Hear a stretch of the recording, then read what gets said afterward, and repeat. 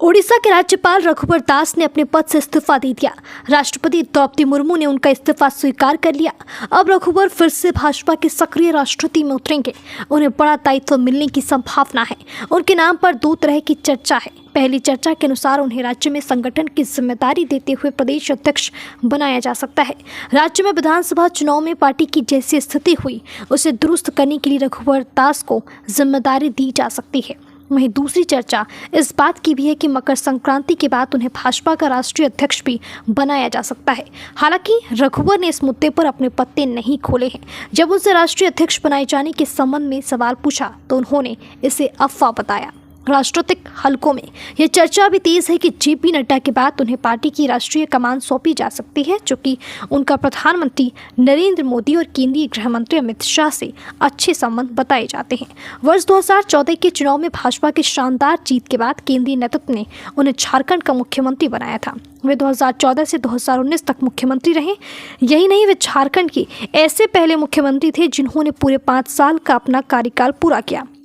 2019 में भाजपा के विधानसभा चुनाव में हारने के बाद वे फिर से पार्टी के राष्ट्रीय उपाध्यक्ष बनाए गए। रघुवर दास भाजपा के जमीन से जुड़े नेताओं में गिने जाते हैं। उन्होंने सीताराम डेरा के बूथ स्तर के कार्यकर्ता से प्रदेश अध्यक्ष, मुख्यमंत्री और राज्यपाल तक का सफर तय किया। मुख्यमंत्री बनने से पहले वे कई महत्वपूर्ण विभागों के मंत्री रह चुके हैं।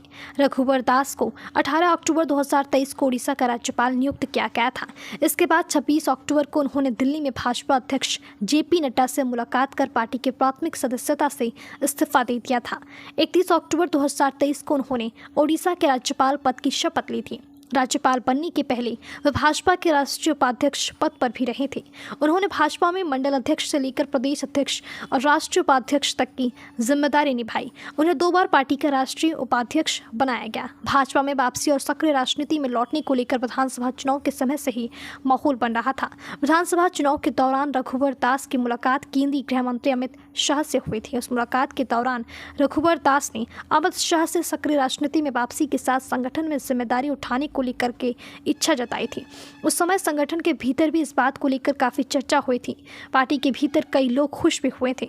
झारखंड में भाजपा की स्थिति लोकसभा के समय से खराब नजर आ रही है।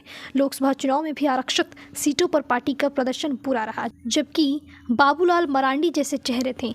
इसी तरह विधानसभा चुनाव में भी पार्टी की स्थिति काफी खराब हो गई है। यहाँ पे आदिवासी सीटों पर भाजपा को भारी शिकस्त मिली है। पार्टी के आदिवासी चेहरे भी कुछ कमाल नहीं दिखा सके। चुनाव के दौरान उससे पहले पार्टी के भीतर का मनमुटाव साफ नजर आया। ऐसे में अब केंद्रीय संगठन राज्य में अपनी रणनीति बदलना चाह रही है। पार्टी सूत्रों की माने तो ओबीसी कार्ड के सहारे पार्टी राज्य में खुद को मजबूत बनाने की दिशा में काम कर सकती है। झारखंड के सीएम रह चुके रघुवर दास मूल रूप से छत्तीसगढ़ के रहने वाले हैं। उनका जन्म 3 मई 1955 को हुआ। उनका जन्म स्थान राजनांदगांव है। इनकी शिक्षा दीक्षा जमशेदपुर से हुई है। रघुवर दास जमशेदपुर कोऑपरेटिव कॉलेज से लॉ ग्रेजुएट हैं। उन्होंने जमशेदपुर के टाटा स्टील में एक मजदूर नेता के रूप में अपना राजनीतिक सफर शुरू किया था। रघुवर दास 1995 से राजनीति में सक्रिय रहे हैं। रघुवर दास के 2 बच्चे हैं, एक बेटा और एक बेटी। दोनों की शादी हो चुकी है और बच्चे भी हैं।